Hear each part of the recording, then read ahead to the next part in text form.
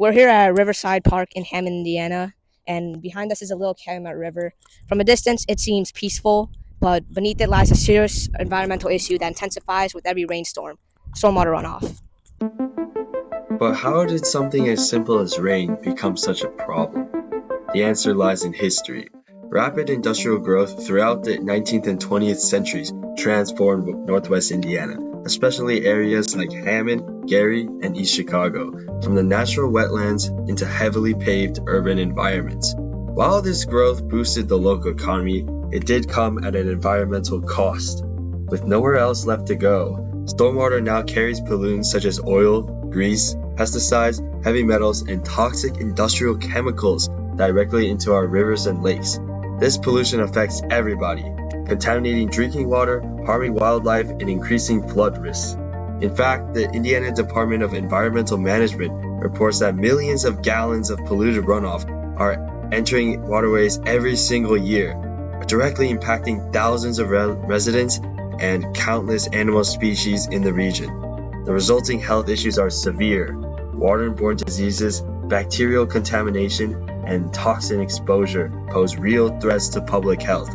What once began as a sign of progress is now an environmental crisis demanding our attention. Stormwater runoff doesn't just pollute, it disrupts entire ecosystems. One major environmental consequence of runoff is the formation of harmful algae blooms. When excess nutrients, such as phosphorus and nitrogen from fertilizers and lawn care products, enter waterways, they act as powerful fertilizers, feeding the rapid growth of algae. These blooms cover water surfaces, blocking sunlight from penetrating below, and without sunlight underwater, plants die, eliminating oxygen-producing vegetation. When algae eventually die, their decomposition further consumes oxygen from the water. This lack of oxygen, known as hypoxia, creates a suffocating environment for fish and other aquatic life, often causing widespread die-offs, especially those in the water. This is Matt Lake, the Stormwater Management Executive Director for the town of Maryville. Some of the impairments are high E. coli, some are low dissolved oxygen. Some say impaired biocommunities, meaning there's macroinvertebrates in there that can't survive. The most tolerant ones, what they do is they sample the water. So again, all that is your drinking water. So Lake Michigan has intakes that takes in water so that you end up, that's the water you're using. So that water goes to a water treatment plant. They treat what they can. Moreover, some algae produce toxins harmful to humans and wildlife. Exposure to these toxins can cause skin irritation, gastrointestinal illness, and more severe neurological impacts. Thus, algae blooms driven by stormwater runoff not only damage ecosystems, but also threaten public health and recreational activities. The Little Calumet River and nearby water bodies frequently face these harmful blooms, profoundly affecting their ecology, wildlife populations, and the communities that depend on healthy water resources.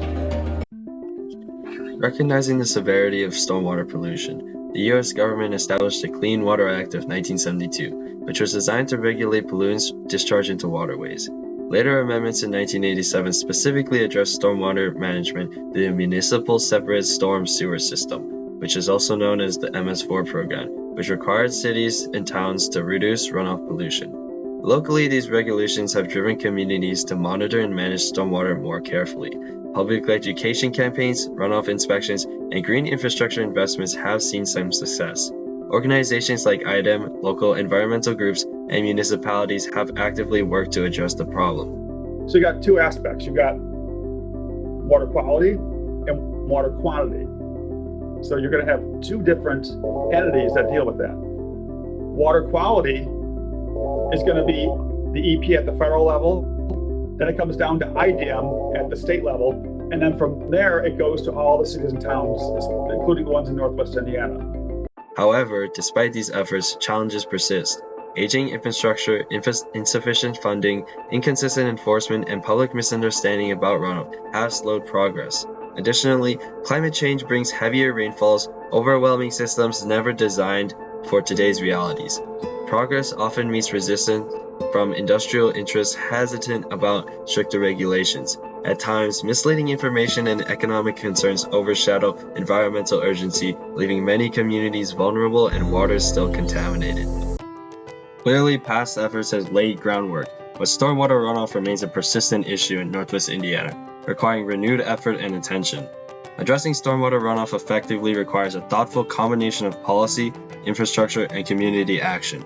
Our proposed solution is a comprehensive approach, embracing proven techniques and introducing innovative strategies. First, we propose strengthening existing MS4 regulations and providing adequate funding for infrastructure upgrades. Municipalities need resources to replace aging stormwater systems with modern, efficient designs capable of handling increased rainfall. Second, investing in widespread green infrastructure, such as permeable pavements, rain gardens, green roofs, and bioswales, can significantly reduce pollution. These natural solutions absorb and filter runoff before it reaches waterways, supporting biodiversity and enhancing public spaces. And all these are little treatment areas, right? Because guess what? When the water gets to that catch basin, it's going into a pipe at that point. So in the middle there. So you got this flat ribbon curve, the water sheeting off, going into some green space.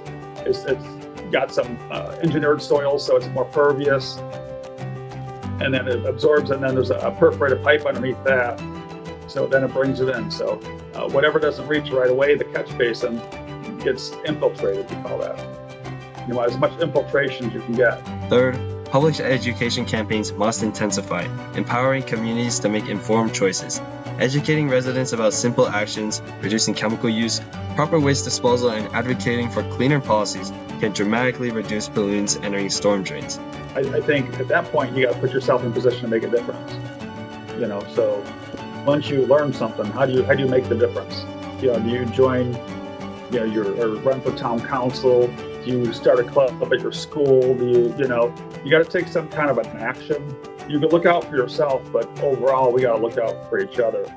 Local governments, businesses, and citizens all play vital roles. Collaboration between environmental groups, industry leaders, policymakers, and residents ensures shared responsibility and effective decision-making. Financially, initial investments in green infrastructure will pay off by lowering long-term costs from flooding, pollution mitigation, and healthcare expenses. Within 5 to 10 years, measurable improvement in water quality and in public health can be achieved. Protecting the Little Calumet and other bodies of water means enhancing our quality of life and protecting our region's natural heritage. This river belongs to all of us, so let's take care of it together.